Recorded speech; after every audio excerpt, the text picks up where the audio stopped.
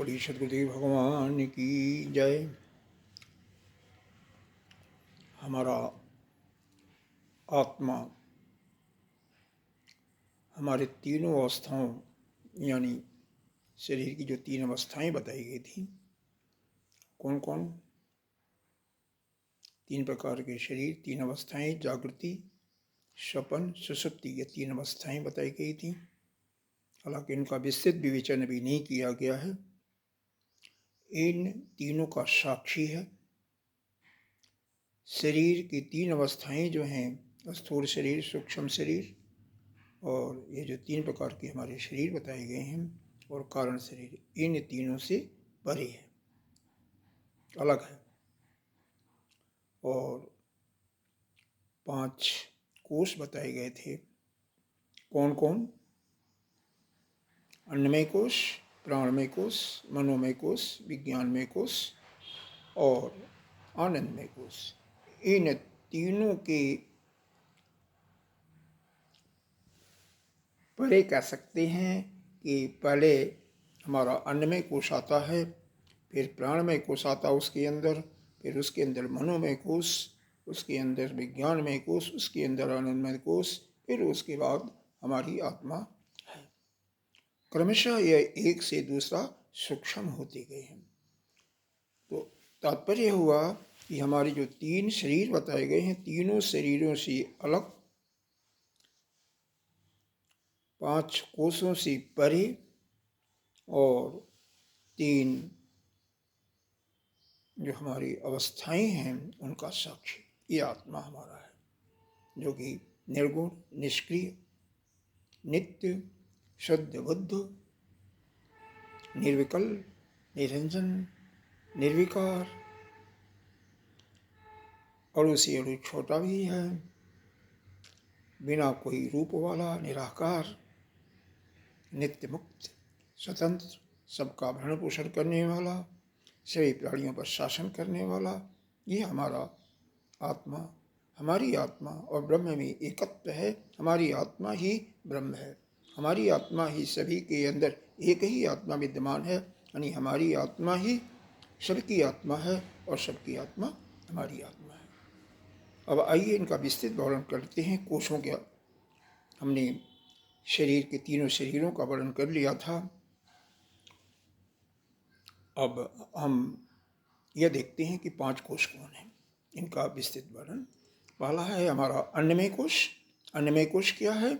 यह अन्न से ही पैदा हुआ, अन्न से ही वृद्धि हुआ और बाद में अन्न से ही अन्न में ही लीन हो जाता है। मतलब अन्न का मतलब पृथ्वी से पैदा होता है, पृथ्वी में भी यह शरीर लीन हो जाता है।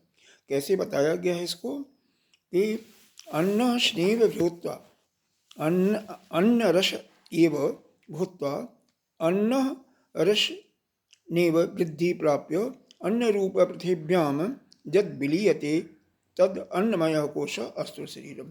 तो यह स्थूल शरीर का यह भाग जो है अन्नमय कोश, यह पृथ्वी से अन्न पैदा होता है, अन्न से यह अपना जीव पैदा हुआ और जीव, इसका और विस्तृत वर्णन बाद में आपको मिलेगा कि कैसे जीव पैदा होता, कैसे जीव आता है, उसका उतना डिटेल अभी हम नहीं बता रहे हैं, वो बाद में बताएंगे, क्योंकि वह और आपकी प्रतिभा तेज हो जाएगी बुद्धि, तो उसके बाद आप उसको ग्रहण आसानी से कर सकते हैं। और अन्नमय कोश से भी सूक्ष्म जो है हमारा प्राणमय कोश है। अब प्राणमय कोश क्या है? प्राणमय कोश के लिए क्या बताया गया, इसके लिए देखें कि प्राणाद्या पंच वायव वाग इंद्रियादि पंचकम प्राणमय कोश। यह 5 प्राण और 5 इंद्रिय, कर्मेंद्रिय, इनसे मिलाकर के यह बना हुआ है हमारा प्राणमय कोश। 5 प्राण के जो भेद हैं, प्राण, अपान, व्यान, उदान और समान। प्राण क्या है? यह श्वास और प्रश्वास में सहायक है, यानी श्वास लेने और श्वास को फेंकने निकालने के लिए। साथ ही यह हमारे हृदय, हमारे फेफड़ों को पुष्ट करता है। दूसरा, अपान वायु जो है यह हमारा मल, मूत्र, बीज, थूक इत्यादि को, मल को शरीर के उसको विसर्जित करने में सहायता देता है। एवं बच्चा पैदा करने में ही, बच्चा को माँ के गर्भ से बाहर निकालने में भी यह सहायता करता है। तीसरा है आपका जो समान प्राण है वो भोजन को पचाने में सहायता करता है। चौथा जो है व्यान प्राण। व्यान प्राण जो है शरीर में जो अन्न पचता है उसको शरीर के विभिन्न भागों में पहुंचाने में यह सहायता प्रदान करता है। अंतिम पांचवा उदान प्राण, यह आपको विशेष करके वायु को ऊर्ध्वगमन कराता है। दूसरे रूप में विशेष रूप से इसकी सहायता होती है जब इस शरीर से जीव सूक्ष्म शरीर को लेकर के अलग होता है, यानी इस शरीर का जो स्थूल शरीर का मृत्यु आप कहते हैं हो जाती है, उस समय यह जीव और सूक्ष्म शरीर को बाहर खींचने में, बाहर ले जाने में सहायता प्रदान करता है। तात्पर्य हुआ कि जिसका भी उदान शरीर जितना ही स्वस्थ होगा उतना ही उसको मृत्यु के समय कष्ट नहीं होगा। समझ में आ रहा? दूसरी बात, क्योंकि यह अन्नमय कोश से सूक्ष्म है, इसका मतलब इसका शासन अन्नमय कोश पर होता है। प्राण जो है 24 घंटे निरंतर चलता रहता है, इसलिए इसका जो धर्म है भूख प्यास यह प्राणमय कोश का है। अन्नमय कोश का क्या धर्म हुआ? शरीर की वृद्धि और फिर जीर्णता, फिर उसमें आपका जो विपरीत परिवर्तन होता है और अंत में जाना। तो यह सब अंत में पृथ्वी में विलीन हो जाता है। तो यह जो है प्राणमय कोश अन्नमय कोश पर शासन करता है। इसकी 5 कर्मेंद्रियां भी इसके साथ में होती हैं। कौन कौन? वाक इंद्री, यानी जिससे आप भाषण देते हैं, बोलते हैं, वाणी। दूसरा आपका हाथ, जिससे आप सामान को देते हैं, ग्रह करते हैं, लेते भी हैं, तो सामान को गृहीत करते हैं। पाद, जिससे चलते हैं, गमन किया करते हैं। और चौथा आपका बस्ती कह सकते हैं, जिसमें मलद्वार कह सकते हैं, जो मल को विसर्जित करने में काम आता है। और पांचवा आपका जनेन्द्री, जो कि मूत्र और वीर को निकालने में सहायता प्रदान करता है।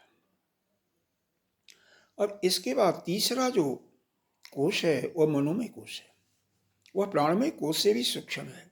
मनोमय कोश प्राणमय कोश पर शासन करता है, यानी जो आज्ञा देनी होती है वह प्राण को देता है, और प्राण से कर्मेंद्रियां साथ में है तो वह कर्मेंद्रियां अपना काम करती हैं। मनोमय कोश के साथ मन के साथ 5 ज्ञानेंद्रियां भी होती हैं। तो मनोमय कोश में क्या हुआ? मन। साथ में क्या है? ज्ञानेंद्रियां। ज्ञानेंद्रियां कौन कौन है? वही श्रोत, चक्षु, त्वचा, घ्राणेन्द्रिय, यानी जहाँ से श्वास लेते हैं, नासिका, और पांचवा रसना। अब इन 5 इंद्रियों से जो आप भोग इकट्ठा करते हैं, भोजन ग्रहण करते हैं, चाहे आप शब्द का भोजन कर रहे हैं श्रोत इंद्रिय से, रूप का भोजन कर रहे हैं नेत्रों से, स्पर्श का सुख ले रहे हैं, आप भोजन ग्रहण कर रहे हैं त्वचा से, या घ्राण इंद्रिय से श्वास का लेना देना कर रहे हैं, या रसना इंद्रिय से भोजन को चख रहे हैं, खा रहे हैं।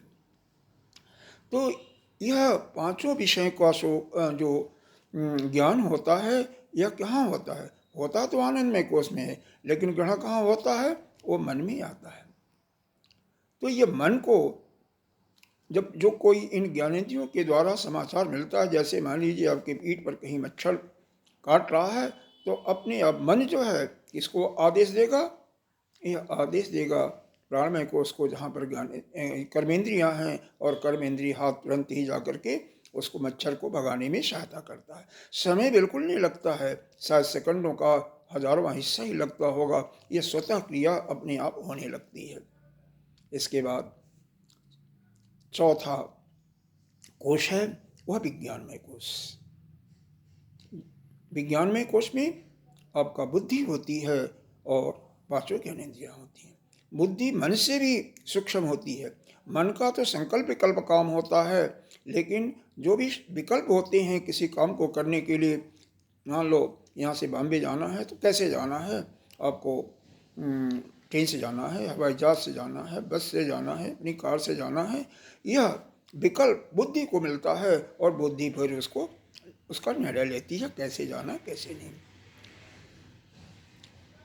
यह बुद्धि यानी मन, जो विज्ञानमय कोश है, यह शासन करता है मनोमय कोश पर, ठीक है, क्योंकि सूक्ष्म है। इससे भी सूक्ष्म आपका आनंदमय कोश है। आनंदमय कोश का क्या इसमें परिभाषा क्या बताया गया है इसके, देखो, एवं कारण शरीर भूत विद्या अस्त मलिन सत्वम प्रियाद वृत्ति सहितम सत आनंदमय कोश। यह कारण शरीर जो है अज्ञान में स्थित है। सत्व मलिन, सत्व है मलिन, मतलब जो सत्य गुण है उस पर मलिनता आ गई है, पड़ जाती है, इसको आनंदमय कोश कहती हैं। इसकी वृत्ति जो है क्या है, प्रिय, मोद और प्रमोद।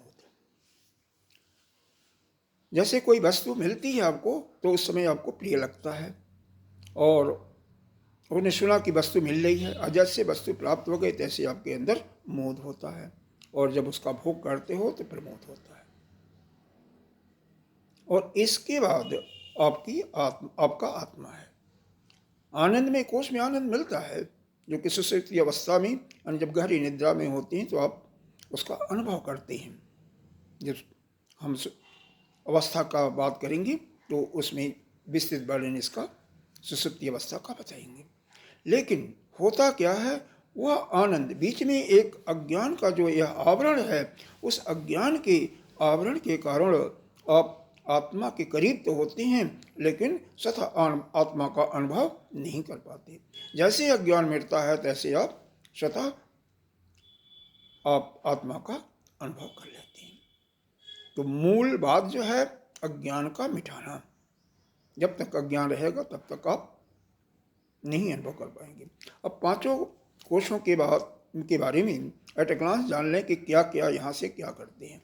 अन्नमय कोश का काम क्या हो गया, पैदा करना, जीव को पैदा करना, बढ़ाना और बाद में मिट्टी में, जमीन में, पृथ्वी में मिल जाना, यह हुआ। शरीर का मोटा पतला रोगी, यह अन्नमय कोश का काम है, बताता है। प्राणमय कोश भूख और प्यास को बताता है। मनोमय कोश संकल्प विकल्प करता है, सुखी दुखी क्रोध इत्यादि यहाँ से मालूम होता है। इसके बाद आपका विज्ञानमय कोश जो है जीत हार, तो इन सब चीज़ों का किसी में आपका लाभ हुआ, किसी में आपका पराजय हुआ, कौन सी वस्तु अच्छी है कौन सी वस्तु बुरी है, इसको यह बताता है, क्योंकि बुद्धि निश्चयात्मक निश्चय करती है। इसके बाद आपका आनंदमय कोश जो है विज्ञानमय कोश के बाद, वह प्रिय मोद और प्रमोद की वृत्तियों को बताता है। और उसके बाद आपका आत्मा, उसके बाद आपकी आत्मा है। तो केवल अज्ञान के कारण यह आत्मा हमारी ढकी हुई है, मलिन हुई है, और उस अज्ञान को नष्ट करके उसको ज्ञान से नष्ट नहीं करना। क्या, जैसे ज्ञान हुआ उसी प्रकार से अज्ञान आपका समाप्त हो जाता है। जैसे प्रकाश होते ही अंधेरा समाप्त हो जाता है, समय नहीं लगता उसमें। आइए अब इसके बाद हम 10 मिनट का ध्यान का कार्यक्रम करते हैं, और उसके बाद प्रार्थना और शांति पाठ होगा। आज बस इतना ही। कल हम अवस्थाओं के बारे में बात करेंगे। जागृति अवस्था को पहले लेंगे और क्रमशः हम सपने और सुषुप्ति लेते जाएंगे जैसे एक अवस्था समाप्त होगी। तो सुविधाजनक आसन में बैठें, प्राणायाम के माध्यम से शरीर को बिल्कुल शांत कर लें। नाड़ी शोधन प्राणायाम है,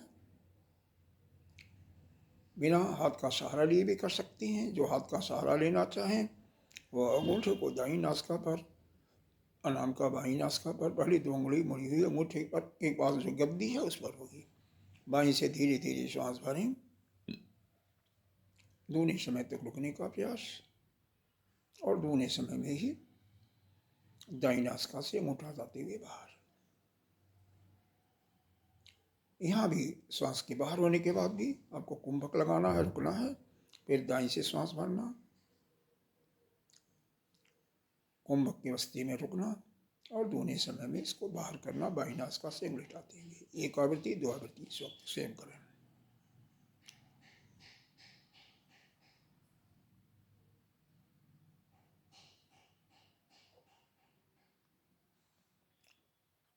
धीरे धीरे कुंभक की मात्रा बढ़ाते जाए,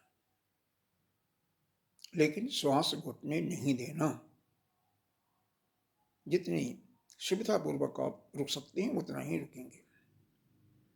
जो हार्ट के कोई मरीज है जिसका ऑपरेशन हार्ट का हुआ है, अस्थमा का मरीज है, उसको श्वास नहीं रोकना या कम से कम रोकना, बहुत कम।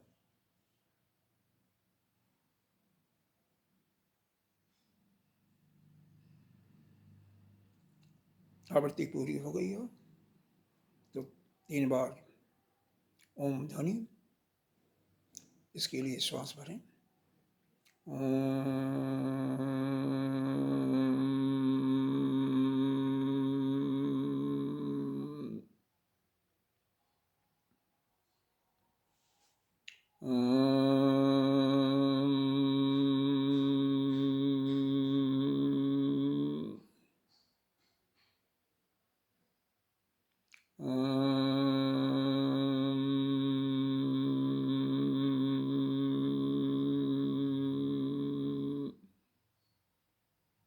शांत अवस्था, बाएं हथेली गोदी में, दाएं उसके ऊपर।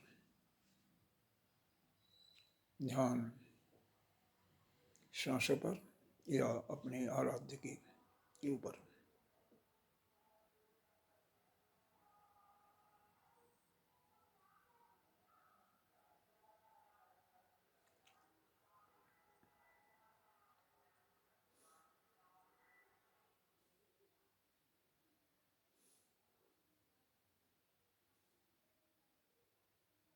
ये जो हमने 5 कोश आपके सामने वर्णन किया, इन कोशों की बाद एक के बाद दूसरा, जैसे आपका मुंह जानते होंगे तो उसमें एक छिलके के बाद दूसरी परत निकलती है, तीसरी, वैसे ही अन्नमय कोश के बाद प्राणमय कोश, फिर मनोमय कोश, फिर विज्ञानमय, फिर आनंदमय कोश और फिर आपका आत्मा है।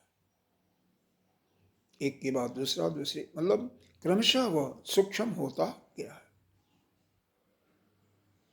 इसको अनुभव करने का प्रयास करें। शरीर का रोगी होना, शरीर का पतला मोटा विकार होना, यह सब हम अन्नमय कोश हमें बताता है। इसका धर्म है। भूख प्यास लगना, ये हमारे प्राणमय कोश का धर्म है। सुखी दुखी, क्रुद्ध होना, हंसना इत्यादि, प्रसन्नता, ये हमारा मनोमय कोश बताता है, यह इसका धर्म है। जीत हार, लाभ हानि, ये हमारा विज्ञानमय कोश का धर्म है। कर्तापना का अभिमान भी विज्ञानमय कोश ही देता है, यही बताता है। प्रिय कोई वस्तु लग रही है, कोई जीव लग रहा है, उससे मोद मिल रहा है, आनंद मिल रहा है, और प्रमोद की स्थिति मैक्सिमम आनंद मिल रहा है, वो हमारा आनंद में कोश बताता है। इसका मनी मन रिपीटिशन करते हैं हम। 2 बार इसको दोहराएंगे। मनी मन, जिससे आपको 5 कोश आपके हृदय में ग्राह्य हो जाए।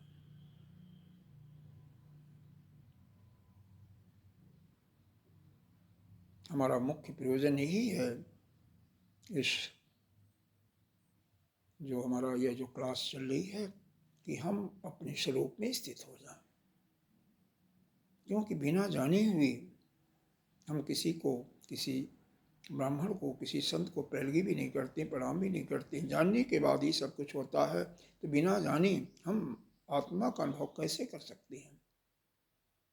हम अपने को मुक्त कैसे कर सकते हैं? हालांकि हम मुक्त ही हैं, लेकिन ज्ञान प्राप्त होने के बाद ही जो आपको भ्रम है कि बधे हुए हैं वो दूर होगा, और ये सुन करके ही होगा।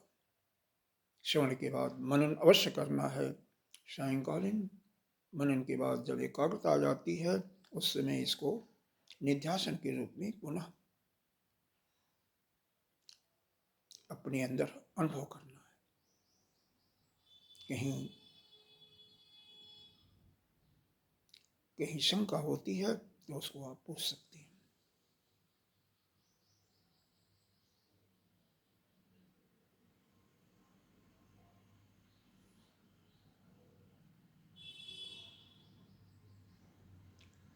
अंत में एक बार ओम ध्वनि, फिर प्रार्थना, शांति पाठ। श्वास भरें।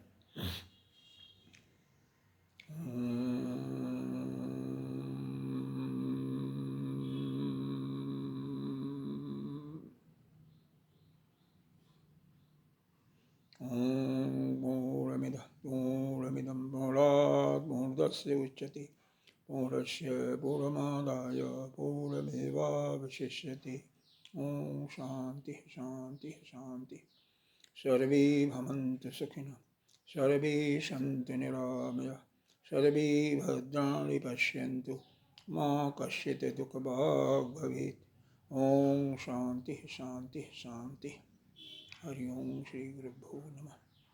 जिन्होंने चैनल को सब्सक्राइब नहीं किया है वह सब्सक्राइब करना न भूलें। धन्यवाद।